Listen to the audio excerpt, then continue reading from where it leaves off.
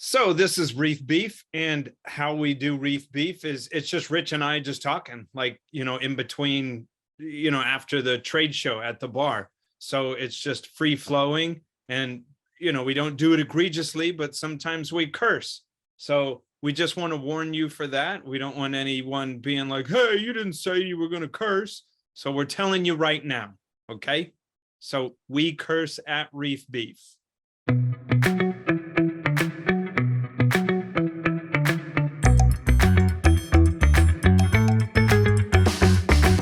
Welcome to the Reef Beef. My name is Ben. My name is Richard. And today we're going to be talking about being more consistent in your maintenance and your nutrient additions. I'm gonna beef about hobbyists not educating themselves enough. Thank you to saltwateraquarium.com. Let me say thank you to PolypLab, and let me also say thank you for Champion Lighting Supply. Richard, what is happening to your tanks? My tanks. The baby corals are doing just fine. They're actually doing really well. I'm working on the video of the whole thing this week. And the adult corals all had acro-eating flatworms, worse than I've ever seen acro-eating flatworms ever. Whoa. And that's what happens when you get distracted with life and other projects. Yeah. It took a while. I went, yeah, they were not doing well since like December. They would lose some tissue. I would lose a colony. And I was like, what the hell is going on? And I finally got my brain back. And then I went, I'm going to dip them. And it was like, holy shit. Yes. So they look much better. It was kind of incredible. What else is going on? We did some work under the house and around the house, and things are looking pretty good. The electrical's looking good. Working on the schematics for the show about the battery backup. Cool. And the display looks freaking great. So there. Very good. And then the other thing is we were at Reef Stock. Yes. That was pretty great. Sometimes little shows are awesome. And this little show was pretty awesome this time. How did you feel, Ben? I was super stoked because speaking engagement after speaking engagement, I seem to be finding myself. And I didn't even talk to you about this yet until just now, because I just had an epiphany about it. I didn't get the willies before speaking for the first time ever. No willies. That's good. The room was packed. There was even people standing against the wall. I had a big crowd. I had them laughing. I was in control of myself. I don't mean to make that completely about myself, but I just felt good speaking. Your talk was really good, and you were really comfortable. It was night and day since the first talk I ever saw you give. Yeah, I appreciate that. It was great. It was great. I think I told you afterwards, I don't even want to talk about it because you're figuring it out, and I thought it was great. I don't know how I'm doing it, but I seem to be finding my way, and I enjoyed your talk a lot. It's funny because it's your recent talk that you're doing a lot of places, but I do want to tell you that I do enjoy because you put a little different spin on things every time. I mean, it's ad-libbing, a little bit. It's ad-libbing, and it's I do spend time on it before every time I give it. And so, because I'm learning stuff, and then it's experience. So, if you do a scripted show once, it's fine. It might be great. If you do a scripted show 20 times, it's much better. So thank you. But the main part about that is thank you. I was really happy with that version of the talk. I think the new paper that I included, what was it about? It was about diadema, right? Yeah. There's another diadema die-off happening. And there was some data in that paper that makes it pretty clear, you remove the herbivores, you get algae, period. There's it's if something is eating it, it doesn't come. If nothing is eating it, it can come. So, it's funny because you and I talk about this before, we look at things that happen in the ocean and we want to, I think it's a mixed bag because we want to say, well, in the ocean, this happens. Which oftentimes is yeah, but that's the ocean, not your tank. but there's other things that can be like correlated to or extrapolated from, like taking the herbivores out. What we try to emulate the ocean, but do you understand what I'm saying? Like we too much think things like, well, this is how it happens in the ocean, so this is probably how it's happening in our tank, which is not exactly always the case. It's all really tough. We have the ocean as a model, so that's what we try to model, right? I mean, because that's where we would start. But we also at the same time need to be, and usually are, mostly are, often are, maybe not on hobbyists, but people who write about the hobby and pay attention on a level that's more than just participatory, some kind of meta level, know that we can't replicate the ocean. I mean, the amount of flow that we have in our tanks is great, but it's nowhere near like the flow is in the ocean. Same thing generally with the lighting. Yeah. So we have to be cognizant of that. We are trying to replicate the ocean, and there are necessarily differences between what we do and what happens in the ocean. So we have to be careful about the mind stories that we create about the ocean. We also have to be careful about the mind stories we create about not the ocean. So you can't say, well, since it's not in the ocean, we probably don't need temperature. That's a stupid thing. But that's actually true. It's not the ocean. And in the ocean, I've been with corals in 85-degree water. I will not run my tanks above 82, 81, especially for any length of time, because in my experience, that's problematic. So I think what you're saying is that we just, I have to interpret it. There is no right, there is no wrong, and we're groping our way through doing the best we can. And just when you find yourself putting up walls that, that's not how it is in the ocean, that's the time you should remind yourself to take a step back and try to look at it from a different perspective. Is that we can use the reef as a model, but you have to always remember that your tank is not and never will be an actual reef. So all of it needs to be taken with a grain of salt. Right. When we're talking about flow, yeah, I've been on the reef in lots of current where the entire water volume of a 10-meter square area I was in was being turned over every second. Yeah. So what are you going to change water every 100% water change every 5 seconds? Yeah. It's stuff like that we probably won't be able to replicate, but we should look at. Is that what you're getting at? It is. Okay. But let's not stick on that, because you said what's going on with your tank. So I wanted to say, I have a little project that I'm thinking about that's at my house. It's not necessarily a reef beef project, but I had a client that had a 60 cube freshwater tank, but real pretty cabinetry.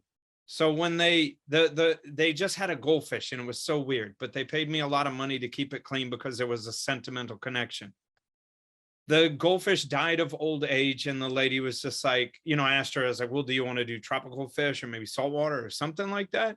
And the decision was made. It had started as like the son's thing when he was young, but the decision made was to take it down, and she just literally gave it to me. Nice, pretty aquarium. And at the same time, from Todd from Champion Lighting Supply, he was asking me to pick out a piece of equipment from this Polish company called Reef Lab.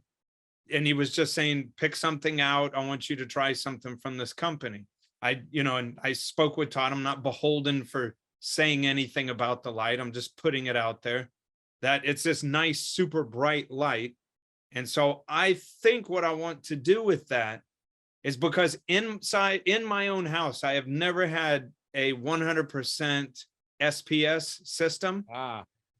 And I also wanted to challenge myself, because I don't like bare bottom tanks. But given this high powered light in this cube aquarium, I think that's what I'm going to do. And how I'm going to end up meshing it in with reef beef is because here this coming weekend, I'm going to set that up. But every time we have a show, I'll give like 5 minutes or less on it. like my part, I'll ask you how your tanks are doing, and then my part will say, hey, the little cube I set up, right now it's going through the uglies, and so I'll give like a play by play, and it'll probably last for a long time. But I'm going to do a 100% SPS bare bottom tank. Sounds like fun. I mean, the deal is it's not going to cost me barely anything, because I'm just going to pull, SPS frags out of my clients' tanks and just put a tank together that way. You're going to steal from your clients, basically. Nah, they all understand. I always tell them it's like cutting weeds. They understand that you're stealing from them. Ben Johnson, Reef Thief. Another thing that I want to touch on. You should wear a fucking thing over your eyes so they don't know who you are. Yeah, I'll just come in like, I should probably just wear these. Yeah, you should wear those. Sneak in and steal corals from them. Yeah. No, I got a GoPro system. Nice. And so that's another thing I want to work on is I want to be making, now I know the thinking of some people's like, Ben, don't do too much. I got it. I understand. But it has a head mount, and I'm going to be showing things like, I'm going to film things like, here's how I do RODI units. This is where I put carbon. This is how I clean a skimmer. This is how I do wet skimming. So look for that in the future. I don't know when they'll be landing, because I have to film them, and then Snowman will need to edit them. So that will be coming in the future. Swinging. Which I think is exciting. My tanks. Hey, Ben. Hey, Richard. Saltwateraquarium.com makes me pretty happy. I like you, I think I like using them for a lot of my product needs since before Reef Beef existed. And they were very nice to help us get going with the podcast, and they're still supporting us. So I like them very much. And I like them very much because mostly nowadays, because their shipping is so damn fast. I usually have 3 distribution centers. So if I put something in at 11, it is usually shipped by about 1 o'clock, and then I get it a day or two later. So that's pretty awesome. Why do you like saltwateraquarium.com, Ben? They're carrying livestock now. So they have all sorts of like in-house cleanup crew. They have Aura, Ocean Reefs and Aquariums creatures. I think that's cool. They're jumping into that. They just acquired Current USA. So they acquired a company. I don't know if they're going to help drive that, but they're really involved in the industry, and they're growing, yet they're still small. I like that component of it. That's the thing we like a lot. The right size. Yep. Yeah. Not too giant. Yeah. Don't get too giant, saltwateraquarium.com. And it shows they have a great booth, and will often feed you if you go to their booth. Yes. Maybe macaroni. If you order from them, do us a favor and put something robust into the comments field when you order. Whether it's Reef Beef is the best, or you write a paragraph about something and then just write beef at the end, or just something. Put in something that you think would get them to send it to us. That's the thing we like. When Kenneth sends us something going, what the hell is this?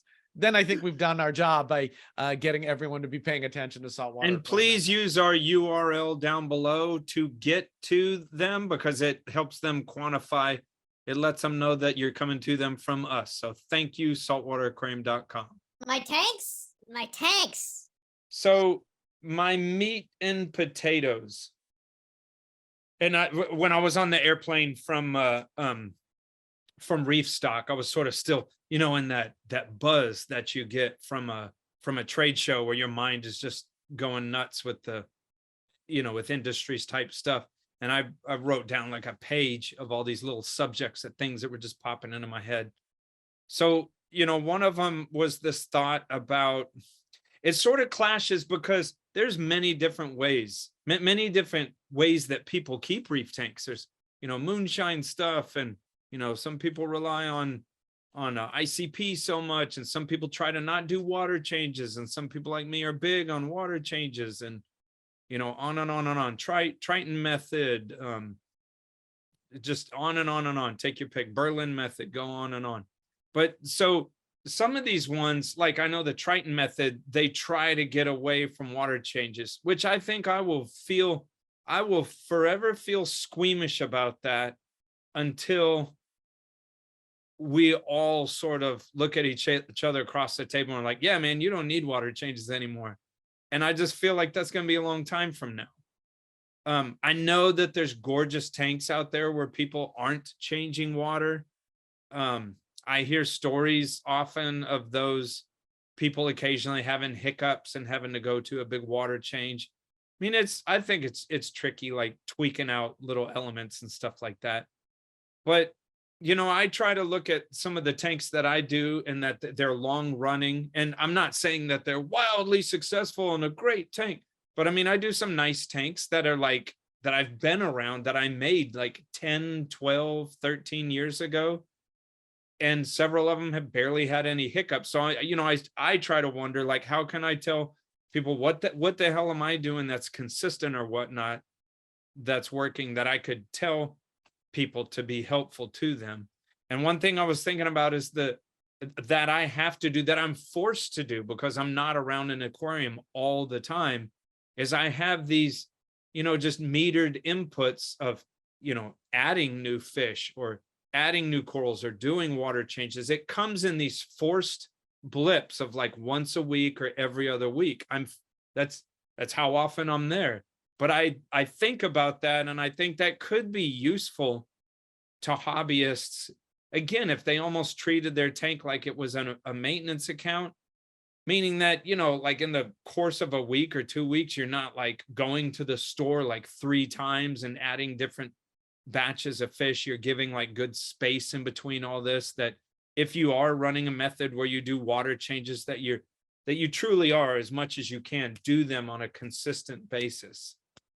Just the consistency in what you do. Yeah, well, we've talked about this before about recipes, and the reason why I think any methodology works is if you follow it, right? If you don't follow the methodology, or you start to play fast and loose, that's when you run into that's when I think you run into issues. Doesn't matter what it is, but it's kind of the same thing as you're saying, and it's the same reason my stuff's all automated. I automate it to give it the consistency you're talking about, right? The first automation just made it easier to do the water changes. I could just flip switches and do it. Now it just happens by itself. And that's. Yeah. Even though I don't employ them in my maintenance accounts, that, and one day I'll look at it closer, but doing that, it's just a different way to do it. No, doing that automatic water change, I mean, it can't get any more consistent than that. Yeah. But it doesn't matter. You don't need the controller. It's the, I keep getting shit because I keep saying how you and I, Reef is simple on the bottom, even though the tanks are complicated as shit. But on the Discord, they keep giving me grief about being simple. Really? Everything I say is simple. Super complicated on a super simple base chassis. That, the chassis is do your shit regularly and keep things stable. That's what we do. So whatever you can do to do that, if you want to treat yourself like Ben and come in once a week and just do your maintenance, I think that's a freaking genius way to approach a tank rather than sticking your hands in every 5 minutes. You want to follow Moonshiners or Triton method because they tell you what to do and when to do it. You're probably going to have a better tank because of that. It's Lars, lazy ass reefer syndrome, or old tank syndrome. Joe Waiulo said that old tank syndrome was really lazy ass reefer syndrome. You get lazy and you stop doing stuff and bad things happen. And that's why there's some old tanks that are great and some old tanks that are terrible. You have to keep up on whatever you've decided is the thing that you want to keep up on. So yeah, I mean, I don't know so much that it's the tank. Of course, it could be a myriad of options, but like, I was saying, well, there could be something like in Joe Waiulo's tank where it was like an overabundance of polythoa. There could be something like in a concrete tank, like exposed rebar started leaching metal, something like that. But I'm just saying, like in older tanks, because I've made and am around older tanks, and I'll say, as long as you're keeping your eye on everything. It's usually the management of it, and not the tank itself. There's not some like innocuous like. No, it's the person running the tank. Yeah. You get lazy. You know, I always worry about reefers who are about to have a baby. It's like, oh, you automate your shit now because you have a baby and you should be paying more attention to your baby. Well, let's be honest too. Like if you've been doing it for a long time, you can experience burnout. Burnout's a thing too. Like absolutely. I mean, burnout sort of explains, you know, the tanks that I have at home, and that's why that's a challenge for me to make an SPS tank, because you know, because I get home, I've been doing this all day long. Do you think I want to do this even more? Well, that's how I stumbled onto high nitrates and phosphates and not caring. Was, you know, when I was at the academy and working hard, about 5 years into that, it was like, I'm just tired. I don't want to open another goddamn reactor and change GFO when I get home.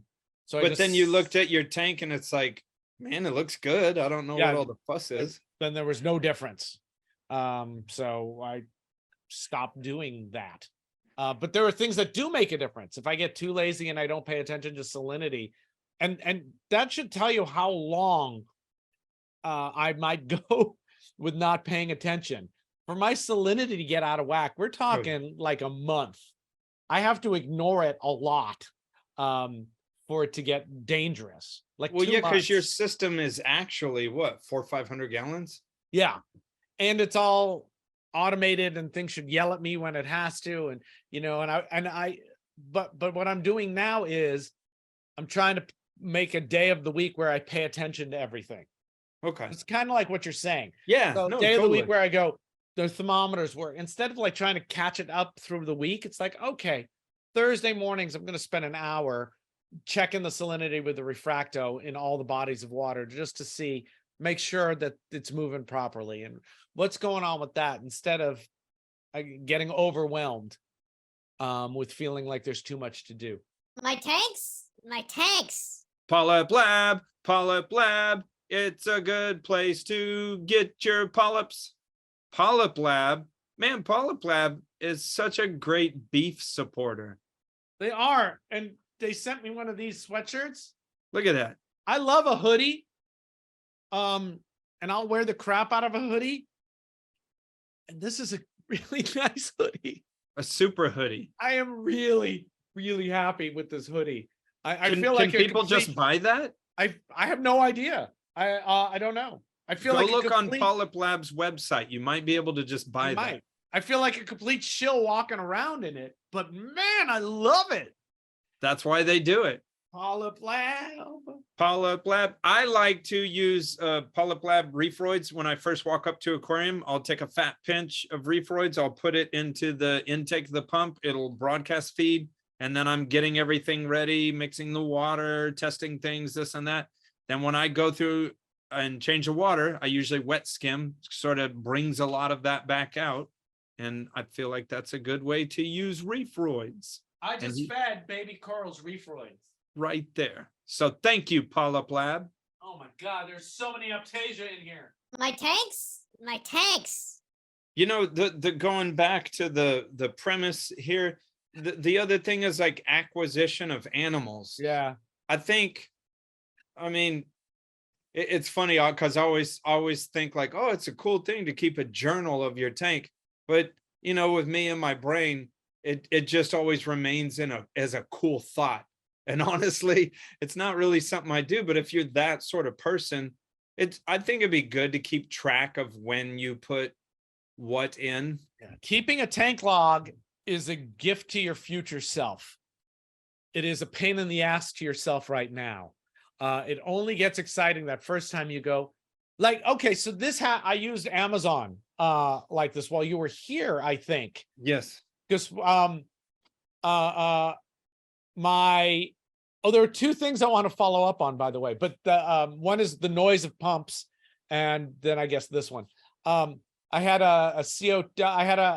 my alkalinity was dropping while you were here, and I couldn't figure out why, and I kept going, and we were running around like crazy, so it was tiring, and I would notice this at 11 o'clock at night and then run under the house and try to check something.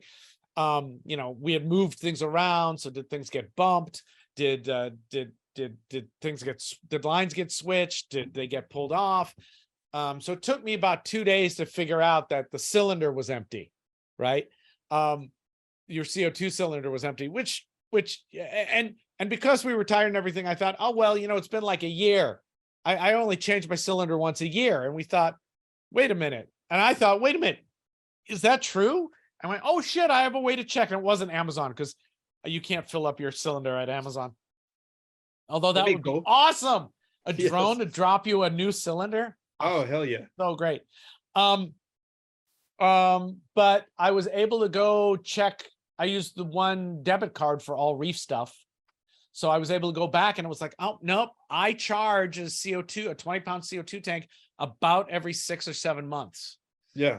So now in my brain is every 6 or 7 months, I got to pay attention to this. And the lie that I told myself was it was once a year. Yeah, I mean, and so it's not keeping notes, but that data is really, really helpful for stuff like that. Yeah. You go, okay, let me get my head around this better. Absolutely. So. And what was that about pumps making noise? Oh, when you were here, we mounted all of my dose pumps onto the rafters under the living room, right? Because that's where they are. And your wife was like, is this a new thing? And we're well, like, oh. and even you guys were like, those are fucking loud. And I was like, let's see what happens, right? So I told my wife that in the next few weeks I was going to be doing something to make it quieter, because it was really bothering her. And it doesn't bother me at all. It actually, I go, oh, things are working. Yes.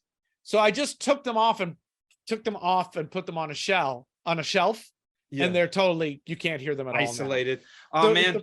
The problem was that they were on the joists under the floor, resonating up onto the wood floor. So it's just going,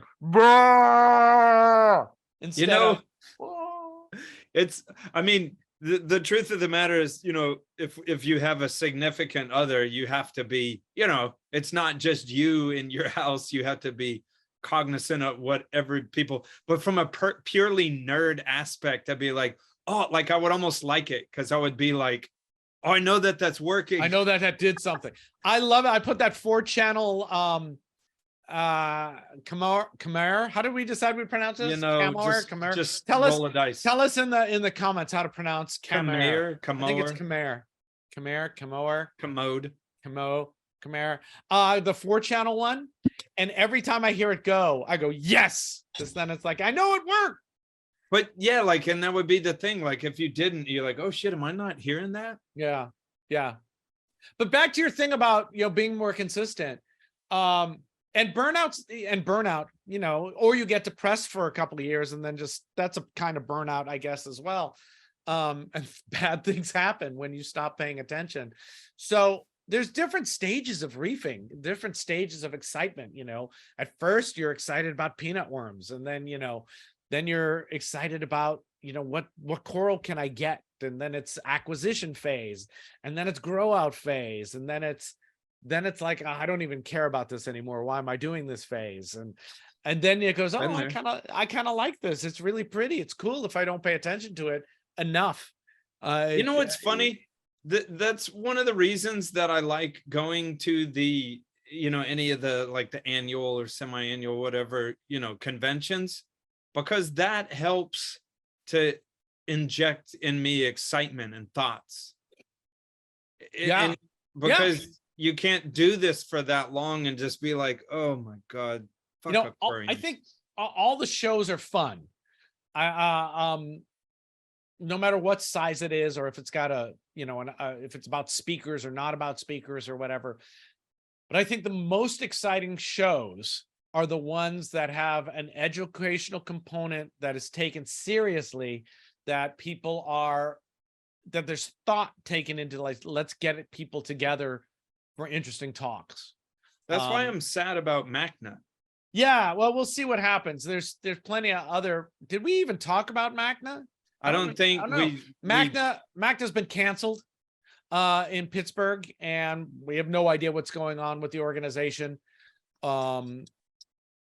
Publicly, at least, I have no idea what's going on with the organization or what their plans are. So we're going to have to see what happens. So there's no MACNA in Pittsburgh this year, which is a bummer. because Magna, in my opinion, is the conference show. That's the show you want to, if you want to think about shit, that's the show to go to. If you want to buy stuff, there's other shows that are better for that. And Aquashella last year was a good conference. Yes, it was. Reef Stock was a good conference. And there's something so invigorating about coming home from talking to other people who, I love talking to Chris Meckley, and Meckley and I are far apart on some of reef keeping stuff and approaches and thoughts and stuff, but we're also not at all far apart. So I love talking to him because he's doing stuff differently, and because he has results, I have to take him seriously, and I want to know what he's doing, and I want to try to understand it. So I love that. He's not exactly more of the same. Right. I would never have talked to him because I never would have met him. Fan. I'm thrilled to have met Fan. I want to go see what he's doing because I want to see what he's doing. And you don't get that at frag swaps. I want to say this in the same way. My tanks. Champion Lighting Supply. Champion Lighting Supply. There's Champion Lighting and Supply. What a great person. That might be their jingle. Look, Champion Lighting Supply is super sweet. They've been around longer than I've been around, but they do have new management. No, they do. The longtime owner sold it off to this guy named Todd, and Todd is super cool. And I like ordering wholesale from Champion Lighting Supply. They got CTAC. So was very cool on the Discord. Todd got on and did a demo of how to use CTAC in a bunch of different ways. And he's going to be doing that around because the product is available now. So he's showing it off. So go check it out if you can. Thank you, Champion Lighting and Supply, for being a sponsor of the show and for sending us stuff to play with. We appreciate it very much. My tanks. Richard, I want to do a soft pushback on something. A soft pushback, like a semi-rigid experience. No, in the last episode 87, and this occurred to me because I usually go back and watch our shows when they air. And sometimes like it's different when you're in the moment doing the show than you're watching it and so watching yourself. You said something, or I said something that you want to push back on. Yeah, it's because you thought I didn't know why everyone switched from the rigid tubing because of the bubbles. Of course I knew that. I did know that. Oh, yeah, I was fucking with you. Okay. But then, when everyone did vinyl, and I also, this one's on me because I said soft tubing. Wait, set the stage because now I'm not sure. The dose. You're talking about the soft tubing between the pump and the tubing that goes to your destination.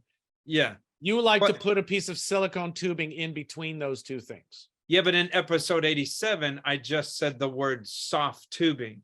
But upon further review, no, I realized that I hate vinyl tubing in all shapes and forms because it gets memory and stuff like that. So by saying soft tubing, I meant specifically silicone tubing. Oh, okay. So you because if I see this happen where people would take a dose or a similar thing like that and jam RO tubing on there, you can't do that. It's rigid and it will develop leaks.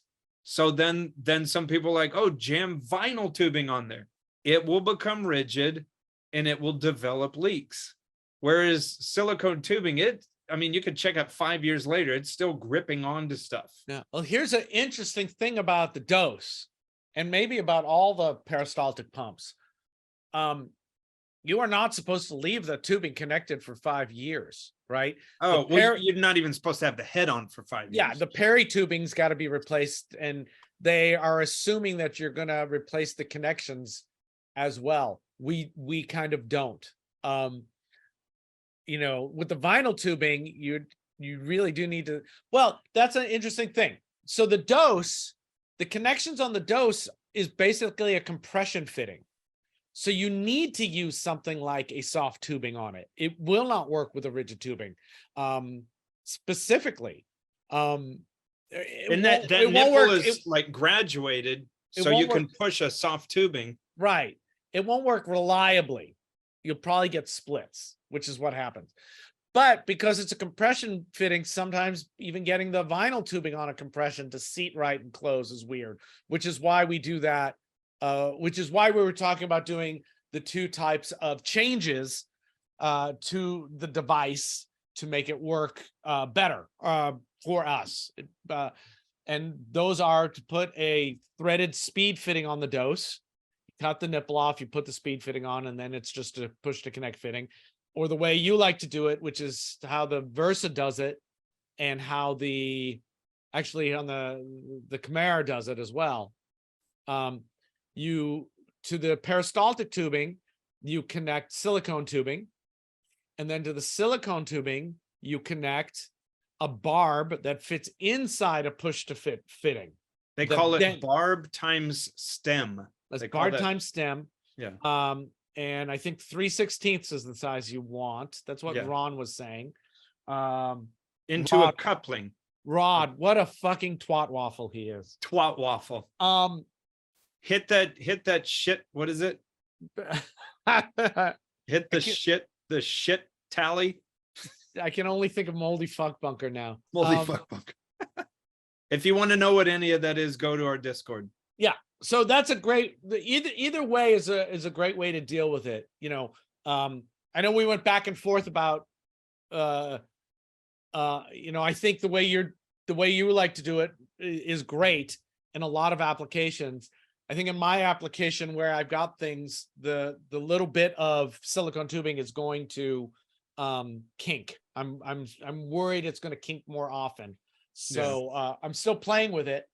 And we'll see if I get a better place to put my doses forever where it won't be an issue. Yeah, I mean, that's what you just said, is like, it depends where you have your dose and how you have your dose sitting. You know, it's also, you know, somebody was saying to me that well, it's easier with the silicone tubing, because you just pop that off and put it on and you reseat the compression fitting on. You said that during my talk.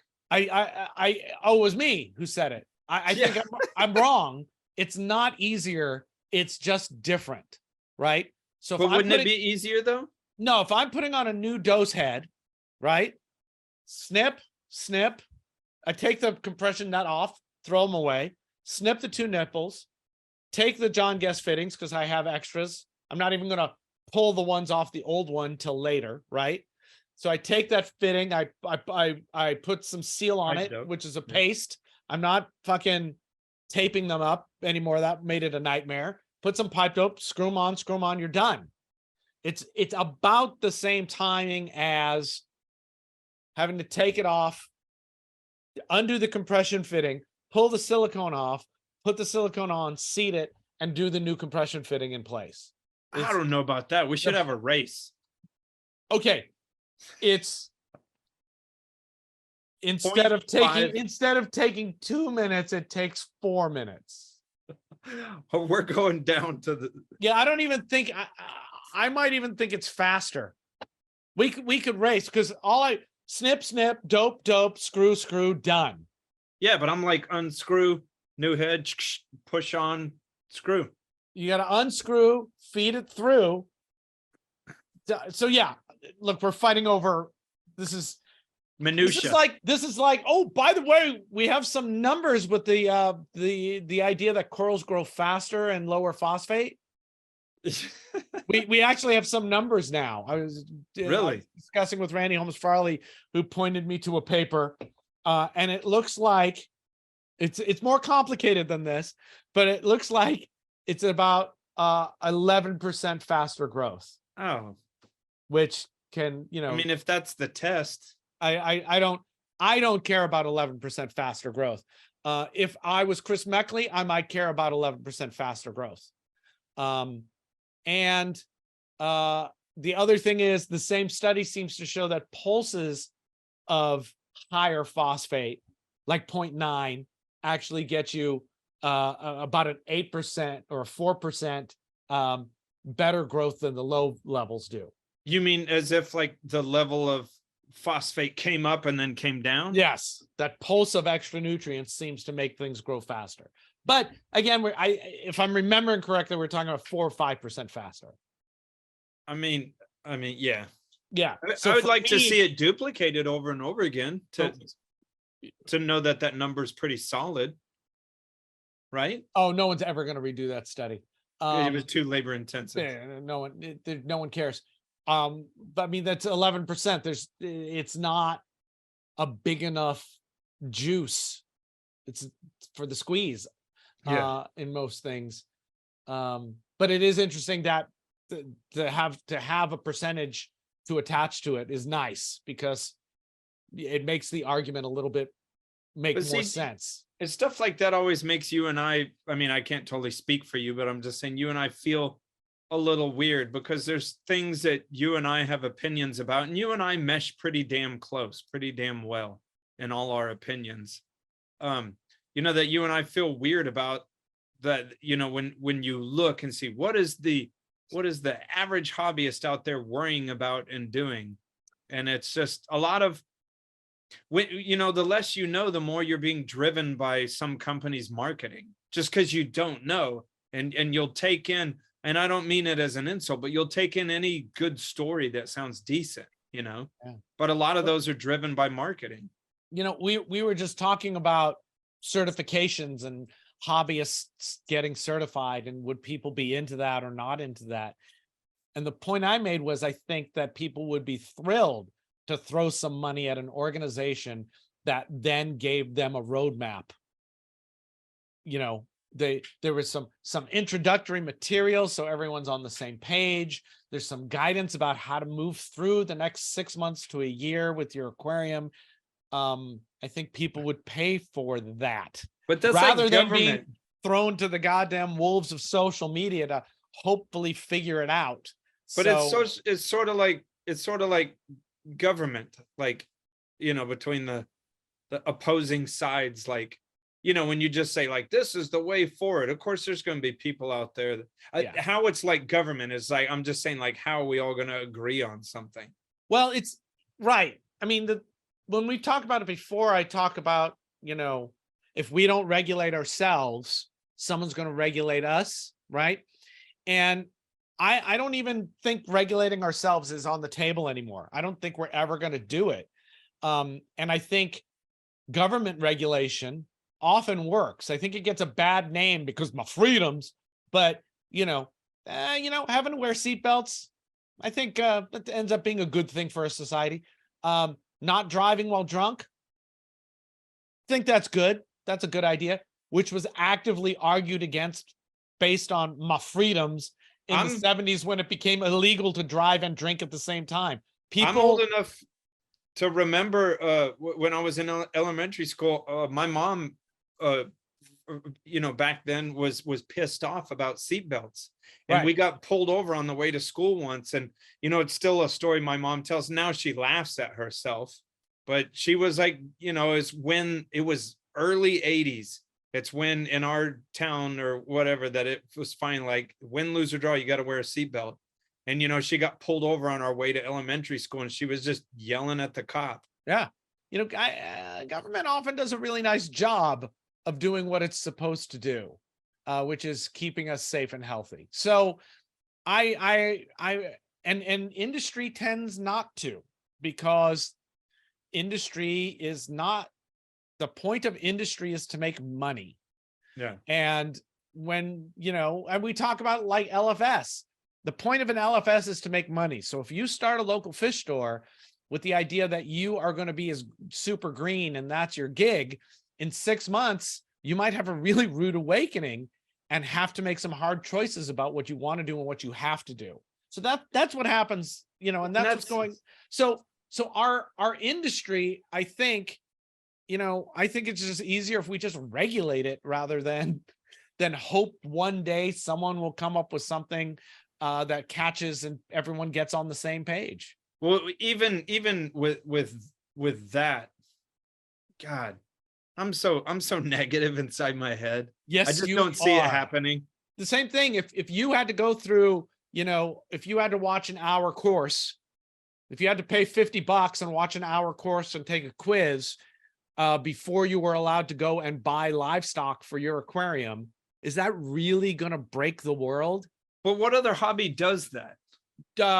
Well, drones.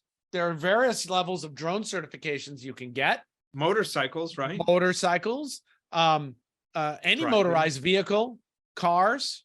Well, these aren't hobbies, but Cars are definitely hobbies. And you have to Okay. follow regulations, and you need to have a driver's license to drive your car. what other animal hobby? that you need A course. if you want to Yeah. have a Gila monster in California, you don't need to have a course, but you need to have a certification, a Like a permit. little license permit. Yeah. So basically, maybe the idea is you take the course and do the test to be able to get the permit to get the animals, right? Or if you can just take the test or whatever, let's not get caught up in minutia. But you're asking, is there what else? I don't know if there's one for animals. Well, I know as Americans, we're going to freak out if someone says, I want to own this thing, gun, car, aquarium, whatever it is. I want to own this thing. And they're telling me I need to be a little educated about it. Yeah. And then get mad about that. Sure. And I because get it that's- because they could be abused. Okay. Yeah, fair but enough. okay, so I lived this in San Francisco where they outlawed constrictors. You couldn't have any constrictors. And it's a stupid rule because, maybe it's changed now too. I don't know. But it was like illegal to have a boa, like a ball python, because it's a constrictor. So you go, fuck, well, that's stupid. That's a stupid law. It should make an exception for, reasonable things. Sure. Truth is, no one really gives a shit. People go into stores, they can't buy a certain snake. You know what? They buy a different snake. It's not. Well, when things change, you don't know what you don't know. Look, and we saw it, right? We saw it with Hawaii, right? Yeah. When yellow tangs were not catchable, wild tangs were not being caught anymore. No one really cared. Biota had some more expensive ones, which is right because they're captive bred. But people bought other fish. Well, hey, this dovetails pretty well with my beef, which I might have a hard time parsing out my feelings about it, which is a common thread with me. I have lots of thoughts, but my mouth doesn't always make the best sounds for those thoughts. But so I have a beef, and it's a weird beef because, again, it's not me picking on noobs, but I see it in real life, like in my business. So hobbyists not trying very hard, I guess, in my opinion, to educate themselves. But we can examine that because it's just I'll experience something and I'll be like, man, that dude didn't know what he was doing. And I can't believe he was doing this. And then, I don't know if I want to be mad about it towards the person or just like, oh, well, that's how you find out. But so I went and did maintenance in a high rise, like the 17th floor in downtown Houston. It was pretty cool. It's cool being up there. Cool 17 view. is such a tall building. No, I think it went to 32. Ooh. But he was only on 17. But anyway, so I cleaned this aquarium in a high rise, and it was weird because I guess and I think a lot of people do this. When I first started, we're walking up because he had to help me get into the building. We're walking up and I'm just doing the normal chit chat. So how long have you had the aquarium? Blah, blah, blah. And he was being slightly defensive, not defensive, but like, oh yeah, I've had this for like a while now. And I've been keeping tanks for a while. Well, when I hold that in my mind, and then the stuff that I found when I got up there, I was like, why would you say any of that? There's so many people that would call themselves saltwater hobbyists that don't seem to do much of any due diligence. And a matter of fact, I would posit that is most of them. That's most people that have a saltwater aquarium are not trying very hard. Most people that do any hobby are not trying very hard. I think that is just human nature. In the definition of hobby. It's something we do in our spare time for pleasure. I used to be really adamant about this and really, there are animals involved in this. We should be better. Yeah. But I think that's like trying to make it stop raining. It's you can't that the impact you have on that is not big. And it's and you're just going to keep being frustrated because people are going to not do it. But it's the same with every hobby. We sit around, kite season is about to start. And we're already talking about, what are we going to do with people who don't read all the information that's out there? They don't know what they're doing. They're dangerous and they're argumentative. How do we handle that? And this year I'm going out and give fuck them. Well, yeah, I can see what you're saying on that. Like you get out there to do your thing, and some guy's like, no, I know what I'm doing, and he like entangles someone's line, and he's dangerous. Yeah, and he's dangerous, and he's fucking everybody else's day up. It's almost like somebody who goes, well, I read something that you could keep these in freshwater too, and you go, you don't do that. Yeah.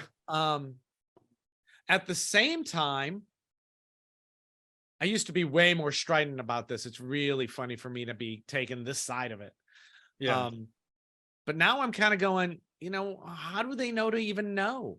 We have no way of getting new hobbyists information. We have no way of getting old hobbyists information. It's all get out there and figure it out yourself. And that's the part tough, that makes man. me sad is exactly like you elaborated before, is that we can't forget that this hobby is taking care of delicate animals. And any hobby where you are, and I hate to say it, but it is true, where you're subjugating an animal for your pleasure. Well, that sounds bad. That's not what I mean. This is straight Skeptical Reef Keeping 6, I think. The first look at ethics. It's really the line you want to draw, I super appreciate. But the way we as a society treat animals in general and how we treat fishes especially makes it really, really hard to think that we could draw the line you're trying to draw and have it make a difference. When you can go fishing and it's totally acceptable to nail a bunch of living fish to a board and stand in front of it, be like this with thumbs up with your family about, look how awesome I am. Look at this deer I just killed. It doesn't have to be so. You could be hello, Tipsy. Look at the deer I just murdered. I don't mean to make it Southern or Texan. I would say, as a Texan, I would say when you do harvest a deer, I don't go deer hunting, but I'm not opposed to it.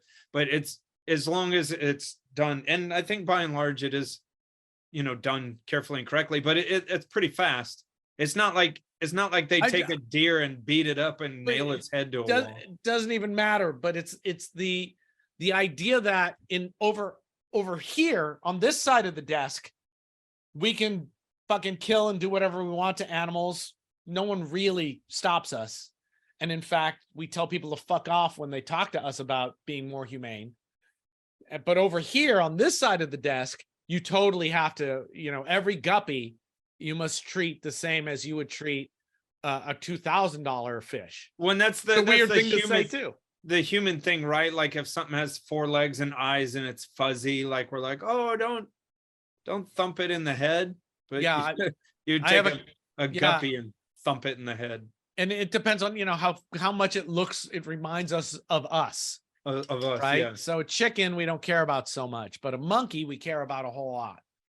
Like I'm just saying, like if I was in Thailand and a monkey tried to take my keys, like I feel like I would have no qualms to beat its ass.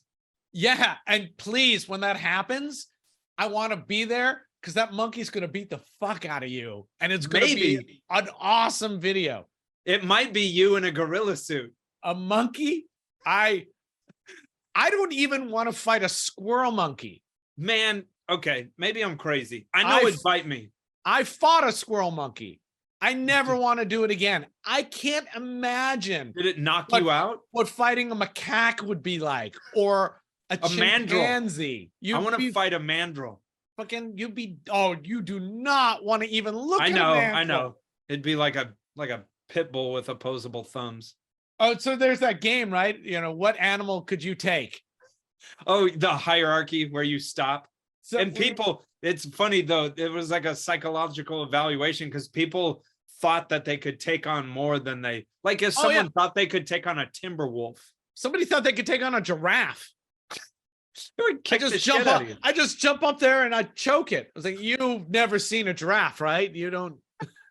Don't they, giraffes do a weird thing where they whip their head. Giraffe will fucking slap you with its head and crush you. Yeah. Bam. Yeah. Yeah. Anyway, really, don't fight a monkey unless you have a weapon.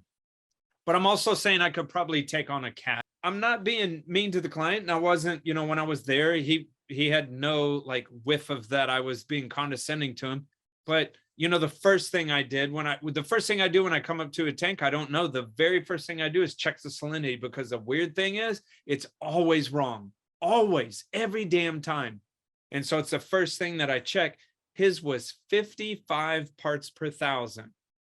And so I'm like, okay. And so I did what we all do. I was like, I cleared it all off. I zeroed it again and I rechecked it. And I was like, motherfucking 55 parts per thousand. Okay, we need to talk. And, like, again, he told me in the elevator, like, oh, I've been doing this for a long time, blah, blah, blah. And I just needed to bring in an expert, blah, blah, blah. So I asked him, I said, hey, when the water level comes down, because here's another thing I didn't love about it, but it's run off of a canister filter. So you're seeing that, yeah, another great thing, but you're seeing that water level come down in the tank. And I was like, what do you, it was something like, I didn't challenge him on that, but I was like, where do you get the RO water to put in the tank? And he was like, yeah. And he was like, oh, and then it's weird when you have to do what I do, because like my presence of being around a client is always like, it's always professional. But when I'm taken aback by something they're not doing, the goal is to not make them feel foolish or bad or anything for it. But, because, and I had to explain evaporation to this person, but, without having a face like, what the fuck? So here's what I think. I think an evaporation is a great one. This exact thing, topping off with fresh water, has always been a thing. It always gets taught. Everyone talks about it. People still don't get it, right? So it feels like it is so obvious once you know about it that everyone should know about it, but everyone doesn't know about it. And it's not their fault. See, I don't want to, just like recycling plastic is not your fault. The industry has done not a good job in making that information easily available. But here's the deal. The same type of client is not, I asked, hey, do you go on any forums? No, doesn't go on any forums. Who do you talk to? Blah, blah. No. But he's been doing it for several years, and all the information that he's ever gotten is just straight from the store.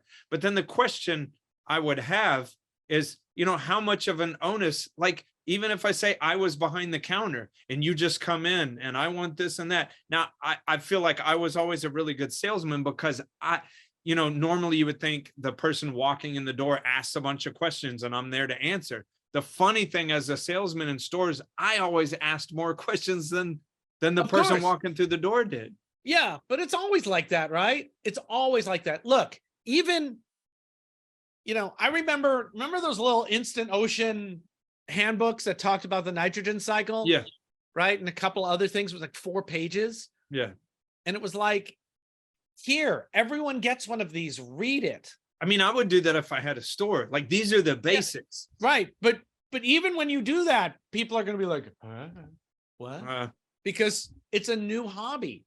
Yeah. So it feels like at some point they should know these things, but but it's the same with every hobby. In kiting, we talk about how do you not know to not bring your kite to 12 when you're standing in the launch? Or, how do you not know to go upwind, to go downwind in relationship to your kite before starting to go upwind to power up? How do you not know to not throw a kite up in the air when you're launching it for somebody? You know, so there's all these things where it's like, and these are like, if you do this, I could die. You know, if you throw my kite up and it catches the wrong gust, I'm going for a ride. Yeah. And it's my fault because I'm the pilot, not you. But anyway, this, you know, you don't know until you know. And even, I think, even if we had a great, you know, so watching a video, why do all the trainings, you watch the video and then you take the little test and it's stupid, right? Yeah. Except for the one thing that gets into your brain that wasn't in there before. So if you pick up one thing every time. So if we had the Reef Beef video course of how to set up a tank, maybe people would watch it 4 or 5 times, like we used to read the books 4 or 5 times.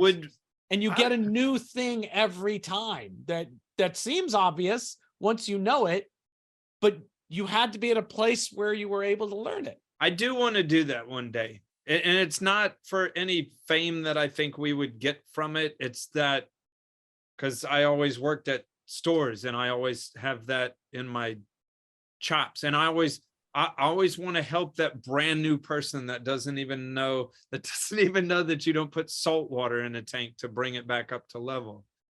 Yeah, but it's funny too, though. When you get a person like that, and you tell them that, they go, "Oh, he did." They make that look of horror, like, "Oh my God, that's so obvious. I'm so embarrassed." You know what? It was a weird shift in the conversation because the ride up in the elevator and all that, he was like, not that I asked him anything weird, but that he was being defensive about his knowledge and how long he had it, and was being sort of quiet with me. And then after I showed him that, and he didn't even know that there was cleaning magnets. He had been cleaning it by hand, and he was like, boom. And then he just started talking to me. He was comfortable with me. He's like, "Man, you'll just do it. You know, which before he's like, "Yeah, I've been doing it forever." And now he's like, "Dude, I want you to do everything. I don't want to touch it. It's all you." So, you know, back to your beef. Yeah. Hobbyists don't educate themselves enough, but I don't know if we can be mad at them for that.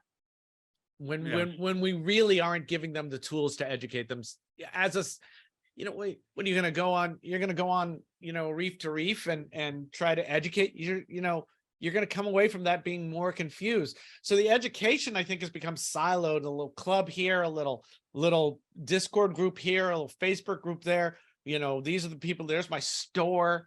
But there's no, and this is what I was hoping to do on the Mazda board, was help get some position statements about directions. So we're all kind of, new people can all kind of go the same way. Maybe that would be helpful, but that's not going to happen. I know what you're saying, like something like, because I think of all the different methods but I would want to take this like 30,000 foot view where it's like, this little booklet or video, whatever, is just about all the principles that we can't really argue about, being that, like, have your tank somewhere in about 78 to 80 degrees, have your salinity generally in about 35 parts per thousand. You know, the thing of like, when your tank evaporates, it's not bringing the salt with it. So don't put purified fresh water in, don't put salt water in there. Because some people thought, in which he thought, like, oh, the salt's leaving with it. And it's like, yeah, of course. And then the tricky thing, I showed him where to get a VG STX3 refractometer off of Amazon, because he had nothing in his house to check his own salinity with. How was he checking it? He was not checking it. Oh, yeah. So but yeah. But again, it's like, you know, dude, but also like, okay, dude, I'm going to help you. Yeah. Well, at least his reaction was like, "Oh shit. Okay, great. I'm so glad I hired you." Well, it's scary and it's crazy because like his assumption was like, well, I go to the store and they say they mix the salt where it needs to be, but it's like, but you got to double check behind them. And also, you know, it's just salinity. You have to look at it. I think maybe I'm trying to put myself in someone like his shoes, and maybe you would think because sometimes I remember feeling like long time ago when I first started, that salinity was something that was supposed to be in a range like temperature was. But it's like, no, but you got to sort of pick a number. What do you want to be, 34? You want to be 35, whatever you want to do. But pick a number. I thought, oh, like, I remember people saying, you remember the swing arm ones? Yeah. And it would have the, like the group of, 1.0, because it was specific gravity, 1.022 to 1.025. It would have a range in there. And I'd ask people and they'd show me and like, oh, it's in the range. And I'm like, no. Pick a number and stick closely to that number. Yeah. Well, that's another thing that, how would you know that until you had reason to know that? Well, yeah, because the thing says that, there's a range. Yeah. I want, if you can, I'd like to see your list of things that we can't argue about. Oh, okay. That'll be hard, but yeah, I'll start to compile that. Yeah. I think it'll only end up being like 5 things. It might be, but it fits in with some of the other ideas that we've had about content creation. So I want to see your list, and then maybe that'll give us a jumping off place. 3 to 5 that we can't argue about. It might be 1. It might be none. That's why I'm checking your mind story by asking for the list. I would like to thank saltwateraquarium.com. I would like to thank PolypLab, and I would like to thank Champion Lighting Supply for being our sponsors for this show. I would also like to thank a very large component, which is the people watching the show, because if you weren't watching, this wouldn't even be a show. It'd just be me and Richard talking to each other. So yeah, and thank you to the people who are listening. Yeah, more than a third of beefers get their beef through their ears. And listeners, I want to tell you though, from time to time, it might be fun to go look at the YouTubes, because we wear, like right now, I'm wearing silly green glasses. I don't know if that's worth your time. Now, I'm totally naked. Yeah. And you won't even know that unless and if you want to see Rich totally naked, you're going to have to see this YouTube video. You want a part of that magic. Yeah. But also to another thing, if you're watching this and you like it, just know that we are on Discord, and you may or may not, you may hear that and go, I don't know what the hell Discord is. It doesn't take very much. It's just an app on your phone, and it's another social media thing, but it allows you to, we have all sorts of categories, and you can sit there and you can sit there and talk to us and ask other. We have a lot of, right now there's like 500 something people on there. Yeah. It's not a forum, so you can't like put up a post and then come back tomorrow and get answers. It's more like walking into a social event, a cocktail hour, and walking around and seeing what's going on and joining or starting conversations. I mean, if you have a question, you can answer it, or you ask it in the appropriate place, and it'll get answered by someone pretty much right away. Yeah, and if you know who you want to answer it, you can also tag them. So anyway, check it out. Discord's pretty fun, and we love that people are going there. And I love that it's a community of people that have chosen to be somewhere to have the same kinds of conversations that come out of my brain. So it's pretty great.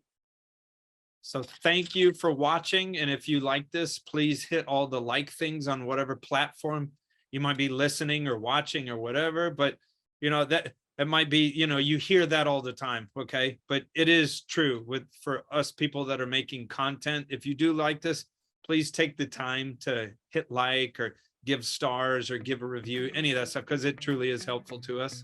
Oh, and I want to do one more false ending. We want to thank you all for saving the planet. Peace, bro.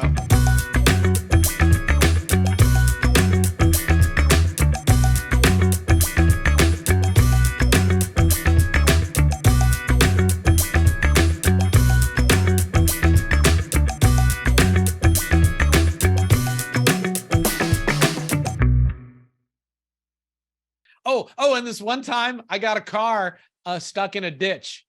Really? Upside down or right side up? Right side up. It was me and Godot. If we sort of edit this, snowman. No, if he won't know how to bookmark this part. So that's that. You did a good job of thanking. Yes, I did. I'm very thankful. You are a thanker. Just myriad. Myriad. You don't have a myriad of. myriad of. It's Pedantic Moment brought to you by Champion Lighting and Supply. Thank you, Todd. But the Reef Beef Pedantic Moment. We already finished with them. Oh, fuck No that. man's gonna cut that Fuck out. you. I want to say this about Than. Maybe I'm still giddy because Reef stock wasn't that long ago, but You're it's a like fanboy. I'm a Than boy, a Than fanboy. No, I have appreciated Than's videos for like a long time. It's just, I mean, the what do you call it? Videography, cinematography, whatever Yep. you call it. His camera work, Production in- values. production values is bar none, like excellent. So, you know, I've always watched those, but you know, it's funny, the perception, at least for me, some hillbilly podunk from Texas, like I see a person in a suit or like a well-dressed person, and it makes me feel a little distance. I can't say that for everyone. That's just what it made me feel like, because I'm like, oh, this person's snooty or whatever, whatnot. It's again, these are just differences we have grown up. It's just because I was a skater. Oh, punk no. Everyone has that about a fancy dressed person. That's a thing. That's not just you, hillbilly hick motherfucker.